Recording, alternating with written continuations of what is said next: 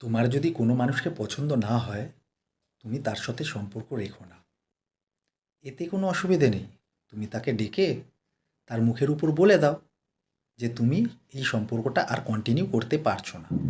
হ্যাঁ, এতে হয়তো সেই মানুষটা কষ্ট পাবে, বড় একটা ধাক্কা খাবে, কিন্তু একবার।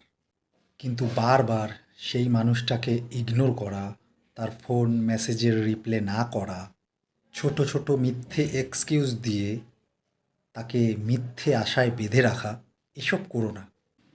এতে সামনের মানুষটার ভেতরে কতটা কষ্ট হয় তুমি হয়তো সেটা আন্দাজও করতে পারবে না।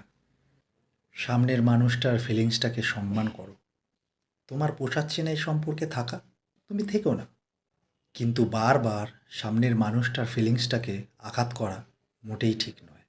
যদি পারো তাহলে সম্পর্কটাকে সারিয়ে নাও, আর যদি না পারো তাহলে অন্ততপক্ষে সেই মানুষটার ফিলিংসটাকে একটু সম্মান করতে শেখো।